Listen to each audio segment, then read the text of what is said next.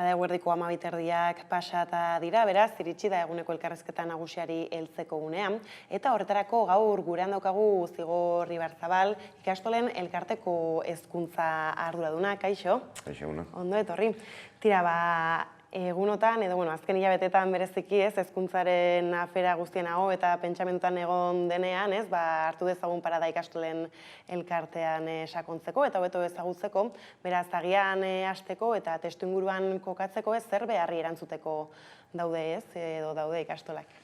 Bueno, galdera sakonetik hasi gea. Nik uste, historikoari begiratuta,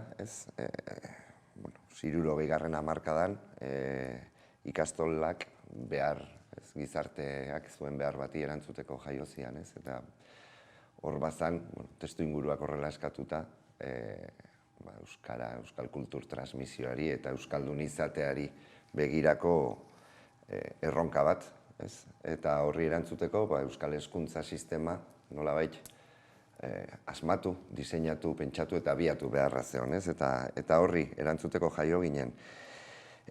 Gaur egunera etorrita, uste horretan jarraitzen degula, kalitatezko euskal hezkuntza eraikitzen, eraldatzen eta eskaintzen, beti ere gizarte justuago, solidarioago, eraikitzaileago, ekintzaileago bat sortu nahian, eta hori da gure oinarrien, oinarri garrantzitsuak hor daude, eta horri egoten jarraitzen dute, bai. Eta horretarako bereziki bi alorretan mugitzen gara, pixkat gure hezkuntza ereduaren antolaketa eta egituran, eta alderdi pedagogikoan nola ez. Eta horre ikastolen ereduan, sakontzeko, eukeraz banabil, bi afera ezberdinetan banatzen duzue, batetik egongo litzateke antolaketa egiturari dagokiona, eta bestetik ikuspegi pedagogikoa bera, lehenengoari iritzita hasteko, antolaketa egiturari dagokionez, zer duzue esku hartan, edo nola moldatzen zarete? Azpimarratu behar deguna da, ikastolak sorreratik autogestioan, autoeraketa horretan, oinarritzen diren erakundeak garela, bai. Eta horretarako, daukagun edo aukera hori ematen dugun egitura juridikoa kooperatibak eskaintzen digula, bai. Beraz, ikastolak kooperatibak gara, ezaugarri ezberdinetakoak, baina denak ere hor kokatzen gara, eta horren gako nabarmena parte hartzean egongo litzateke, gure komunitate osoaren parte hartzea, bai profesionalena, baina bai familiena ere bai, eta familien parte hartze hori guretzat gako garrantzitsu bat izanik, ezinbesteko garrantzia ematen diogu, eta nahi ditugu familiak busti, ikastolaren kudeak eta horretan, baina maila gorenean, erabakimenean ere busti nahi ditugu, eta egitura horrek horretan laguntzen digu, nolabait esateko, familiek ere ardurak hartzen, ikastolaren kudeaketan, komunitate osoari begirakoak, orduan ez da bakarrik zuri begirako erantzunkizunak dituzula, baizik eta partekatzen diren erantzunkizunak daude besteekiko ere bai, eta hor jartzen dugu guk fokua momentu askotan, bai. Eta egiturari dagokionez, egitura horrek ahalbideratzen digunari dagokionez, hobeto esan da, azken finean gure erabaki nagusiak batzar nagusietan, eta artezkaritza kontseiluan hartzen ditugu, bai? Eta bi foro horiek nolabait esateko, bi foro horietan guraso eta profesionalen parte hartzea zuzenekoa da, eta erabakimen zuzena daukate, beraz esan dezakegu familiak eta profesionalek dakatela ikastolaren oraina eta etorkizunaren gaineko ardura eta erabakimena.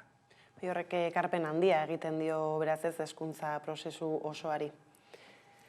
Bai, azken finean, horren bitartez gauzatzen degulako gure proiektua eta gure eskaintza, bai. Azken finean, bai kudeak eta mailako, baina bai maila pedagogikoko erabakiak ere hartzen ditugulako foro horietan, beraz bere biziko garrantzia dakate.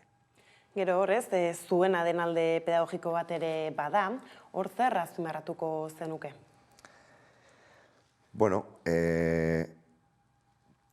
hezkuntza proiektu propio horien sorkuntzan eta antolaketan, ez, jartzen dugu guk fokoa nabarmen. Guk autonomia hori baliatzen dugu, bai kudeaketa mailan, ez, lehen aipatu duten bidetik, horrek ematen dizkigulako aukerak askotan maila administratibo, muga administratibo ez gaindi jarduteko, ez? Pixkat Euskal Herri osorako proiektu hori garatu ahal izateko, bai? Eta maila pedagogikoan ere autonomia da hitz gako bat, bai? Guk gure jardun pedagogikoa ezaguna da heinean gaina Euskal Kurrikulunean oinarritzen dugu, bai? Eta horrekin zer esan nahi dugu. Bueno, hor, bai da, pixkat argitu beharra alde batetik kurrikulunari buruz hitz egiten dugunean zer esan nahi dugu, bai? Eta kurrikuluna herri batentzako eta herri baten hezkuntza ereduarentzako dokumentu oso garrantzitsua da, bai? Nolabait esaten dugu horren baitan hainbat autu egin behar izaten ditugula, beti ere bertan markatzen duzun hezkuntza xedeari begira, bai? Beraz, kompetentzien gaineko garapena, edukien aukeraketa bat, antolaketa bat, eta guzti hori jasotzen duen dokumentu edo tresna da, ze guretzako azkenean tresna bat bilakatzen da, bai? Guri autonomia horrek eskaintzen digun beste zerbait da berrikuntzan jarduteko aukera bat, bai? Guk sarean lan egiten dugu, ikastola sare bat gara, elkar elikatzen dugu, elkar aberazten dugu, eta hor gauza asko partekatu egiten ditugu, bai? Baloreak eta horiez gain, guk pedagogia, printzipio pedagogiko batzuk eta pertsona eredu, pertsona molde bat partekatzen dugu, bai? Esaten dugu askotan, ez, gizartekide izango dien horien ezaugarri eta bereizgarri jakin batzuen garapenerako lan egiten degula, bai? Eta horrek batzen gaitu, horrek nolabait indarra, saretze horri indarra ematen dio. Eta guzti horretan ikastolentzako, guk ikastolen elkartea bidaide gara, beraiekin batera egiten dugun ibilbide horretan, bai? Eta gure lanero jarduna, azken finean da, hezkuntza mailan, mundu mailan gertatzen den, mundu mailan saiatzen garen horretan, gertatzen den hori, ez, ikertu, hausnartu, eta gurera nola ekar dezakegun aztertzen jarduten dugu noski, ez dugu lan hori gure bakardadean egiten, bai, beti ere, Euskal Herriko Unibertsitatearekin, inguruan ditugun unibertsitate ezberdinekin eta euskalgintzako beste eragile batzuekin batera lanean jarduten dugu, ez, horretan aliatu gara eta beti ere hezkuntza sistemaren hobekuntza eta berrikuntza helburu. Gero horre Euskal Kurrikuluma aipatu zu, ez? Zergaitik, ez? Beste eredu batzuen aurrean, zergaitik horri hobetsi? Aipatu dudanez, kurrikulum batek hezkuntzarekiko daukan garrantzia, bai? Hori ja aipatu dugu, azpimarra jarri dugu horretan. Eta horrek, azken finean, guri eskaintzen diguna da, dagoeneko aipatu ditudan hori ez gaindi, ikaskuntzarako testu inguru batzuk definitzen ditugu, bai? Egoera batzuk definitzen ditugu, eta ikasegoera horiek, ikasikagoera horietan aplikatzen ditugu nolabait guk ikasten goazen ezagutza guzti horiek, jakintzak nolabait, ez? Eta ikasegoera horiek definitzerako, zehazterako orduan oso garrantzitsua da tokikotasunaren begirada hori ukitzea, bai? Non kokatzen dituzu egoera horiek, ez? Beti esaten dugu, ez? Ez da berdina, berdintzait, zein arloko jakintza horiek, Galizian, edo Andaluzian, edo Euskal Herrian, bai? Azken finean, guk errealitate propio bati begirako autua egiten dugu, ez? Gure ikasleentzat gertukoak eta esanguratsuak diren ikas egoerak edo testu inguru horiek eskaini behar dizkiegu, ez? Benetan, beraiek ikasi behar duten hori, beraientzako esanguratsua izan dadin. Beraz, kurrikulum propio baten faltan, hori ere azpimarratu behar dugu, Euskal Herrian eta autonomia erkidegoan ere ez daukagu kurrikulum propiorik. Beraz, horretara gehien hurbiltzen den tresna, dokumentua, berau daukagu, beraz, guk hori erdigunera ekartzen dugu eta horren zabalkunderako lan egiten dugu egunerokoan. Gero horretaz aparte ez, ikaskuntza prozesua osoa da. Ikastolen kasuan, zer urtetatik eta kasik ez dakite ondo nabilen, 21 urtera artean, pertsonatzen ez, bizitzako urterik garrantzitsuenak izan daitezkenak ere ez, importantzia badu jarraikortasun horrek. Bai, guk horri ikastolaldia deitzen diogu, bai, batzutan 0,18, beste batzutan 0,20, lanbide heziketari ere keinu eginez ez. Eta, lehen aipatu dut, ez, gauza komunak ditugula. Komunak ditugu ikastola ezberdinen artean, baina komunak ditugu ikastola berdinaren barruan ere, ez. Eta hor aipatzen dugun pertsona eredu hori, edo partekatzen ditugun printzipio pedagogiko horien bitartez, guk nahi eta bilatzen duguna azken finean da, irakasleen arteko koordinazioa, gure eskaintza pedagogiko guztiaren gaineko koherentzia bat bilatzen dugu, ez? Eta horretarako, sarea, harremanak, etxeen artean eta etxearen barruan, ez? Hor, bereziki, badirelako momentu kritikoak, deituko diegu, ez? Hor etapa aldaketak ditugunean, ziklo aldaketak, etaparen barruan denean ez da inbesterako izaten, baina etaparteko aldaketak egoten direnean, kasu askotan hausturak egoten dira, ez? Egiteko modu batetik, beste modu batera, irakasle talde batetik, beste talde batera, eta guk hori ahalik eta gehien zaintzen dugun zerbait da, ez? Ikasleari aldaketa hori egiten laguntzeko helburuarekin egiten dugun zerbait da. Eta gero gaina horrek ere ahalbideratzen diguna da ikaslearen jarraipenean, eta jarraipena esaten denean akademikoa baino pertsonala ere oso aintzat hartzen dugun zerbait da. Horietan, hobetzeko lan egiten dugu eta hori nolabait berme bat eskaintzeko ere bai, ez? Hori alderdi, agian ikasleari begirakotik, eta familiei begira ere, beraientzako ezaguna dan testuinguru bat da. Beraientzako ezaguna dan joko zelai bat da, ez? Ikastola ikastola eremua bera, eta beraientzako lasaigarria eta argigarria da, jakitea nora jo behar duen, norengana jo behar duen, zertarako, batera, bestera, eta horrek ere ahalbideratzen digu familiarekiko harreman gertuago eta zuzenago bat edukitzea. Eta aipatu dituzun kontu guzti hauetan inportantzia bai duela, ez, ikas materialak, edo ikas materialek eurak, ez, ematerainokoa? Ikas materialek garrantzia handia dakate. Hor lehen aipatu dugun bezala, gertuko testu inguru horiek eskaintzea eta benetan esanguratsuak dian ikas egoera horiek sortzea oso garrantzitsua da. Bai argitu behar duguna da, ikas materialak beraiek nolabait irakaslearentzako baliabide bat dira.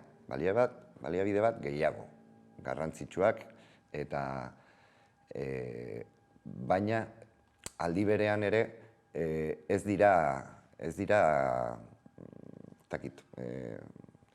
montaia bateko gida bat bezala, hau da, ez dira urrats horiek bere banan beraie planteatzen duten bezala egin behar, zuk aurrean daukazun ikasle talde horri egokitu behar dezu guzti hori, ez? Orduan bai argitu behar dena da ikas materialak beharrezkotzak dira, beharrezkotzat jotzen ditugu.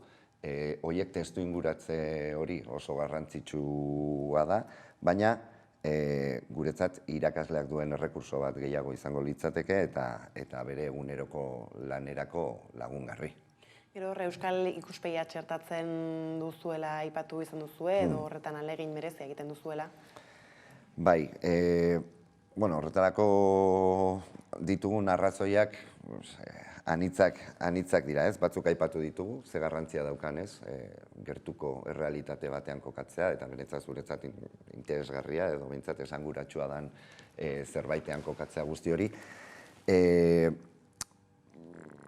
Baina aldi berean ere, horiek planteatzeko modua erakargarria izan behar du, ez? Ikaslearentzat interesgarri eta motibagarria izan behar da, bai?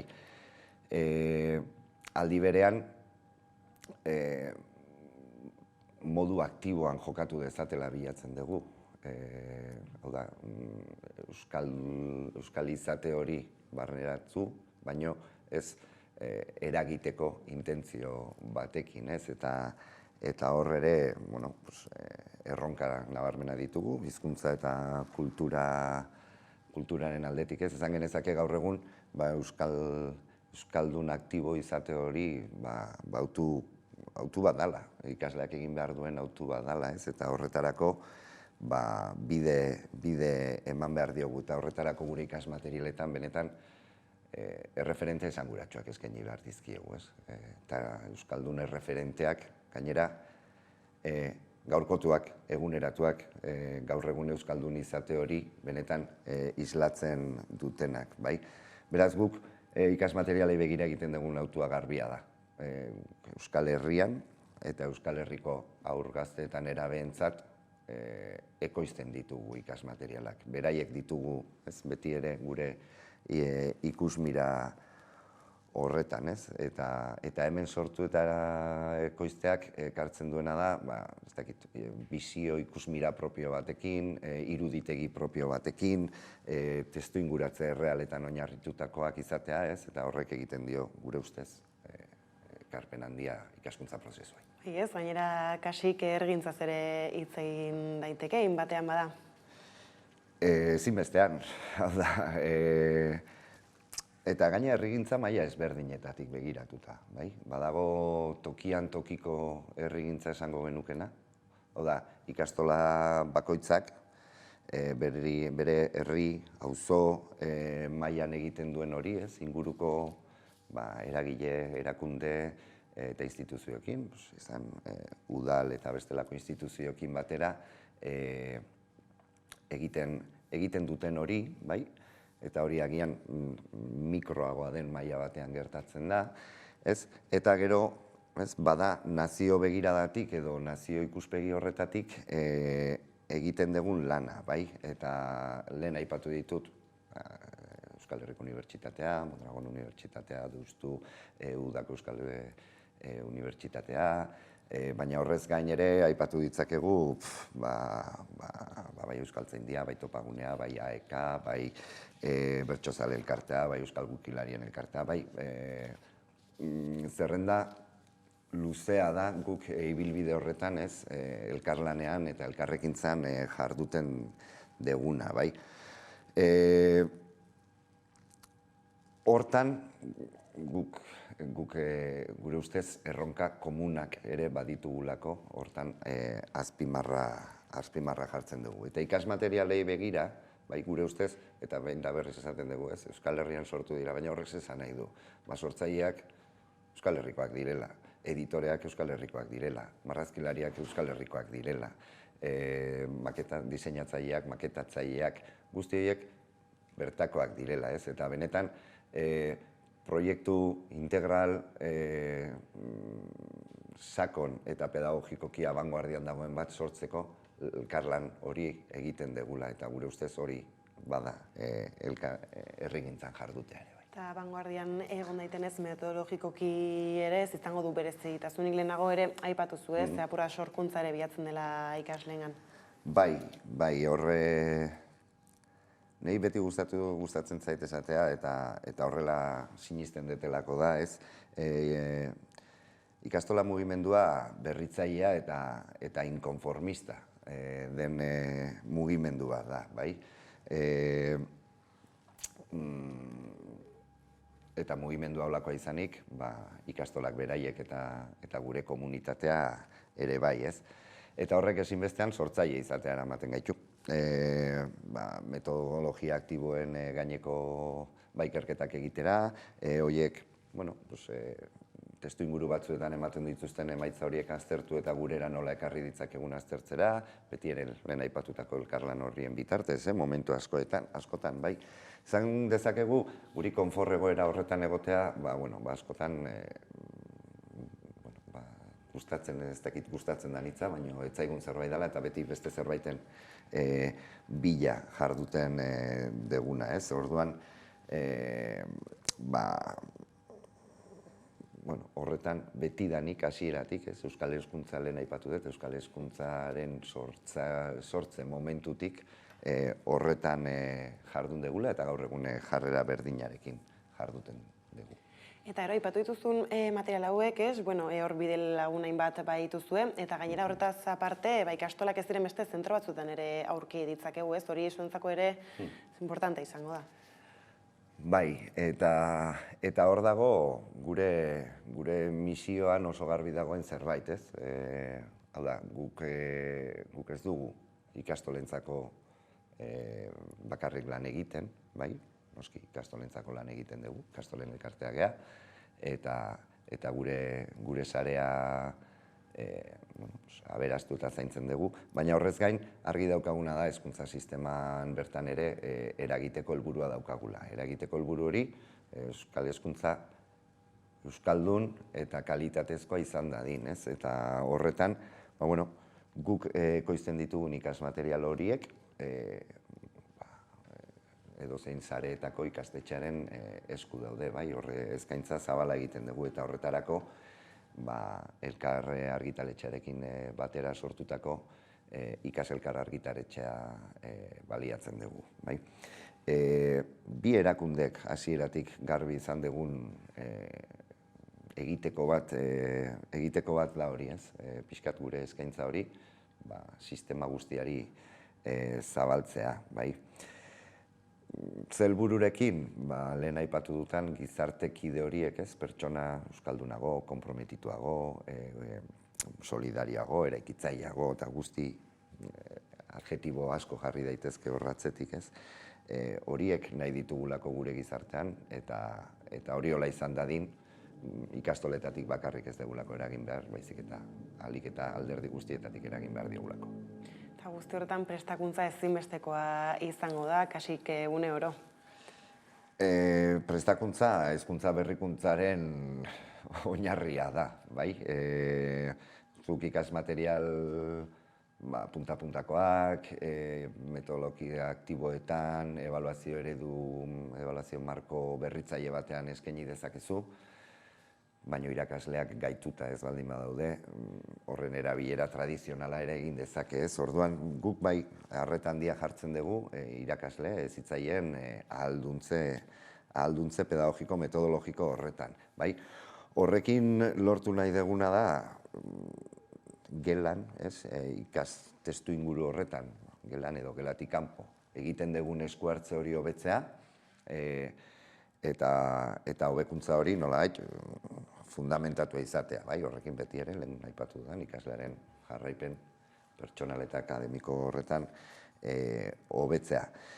Uste dugu horretarako ezinbesteko dela irakasleek dakaten motxila pedagogiko hori, ez, ahalik eta beste betetzea, tresnak behar dituzte, estrategiak behar dituzte eta baliabideak behar dituzte, ez, eta guk horiek eskaintzen saiatzen geha, bai, askotan zuk zeuk egin behar dezulako lehenengo ibilbide hori, ez.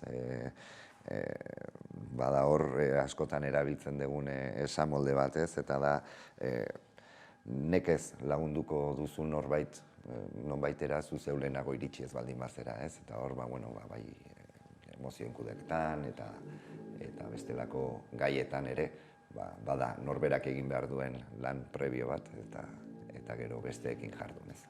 Pero lehentxago ere aipatu izan duzu nola tokian tokiko ez berezitasunak aintzat hartzen saiatzen zaretela, pila bat kontu aipatu dituzu, ez, horren artean eta hor zelako tartea daukazue, ez, halakoetan eragiteko izan ere ez da berdina izango ikastolan egotea ez dakit ezkerraldean edo eta Durangaldean. Bai, horre azken finean ikastola eta erakundearen arteko harremana, ez da bereziki zaintzen dana, ez? Eta ikastola bakoitzak daukan behar hori saiatzen gara, beti ez da erresa izaten, ez? Ikastola asko gara eta guztiok ere mugak ditugu, ez? Baino bai saiatzen garena da bere realitatetik eraikitzen eta bere behar horiek aintzat hartzen, ez? Ez da esate baterako eta prestakuntzaz ari ginenez, ez? Ba ikastolen elkarteak nolabait bere prestakuntza plana osatzen du. Plan hori komuna da ikastola guztientzat. Ikastola bakoitzak hori jasotzen duenean, bere irakurketa propioa egiten du. Ikastola guztiak ezin dute eskaintza guztia hartu, ezinezkoa litzatekeelako, bai?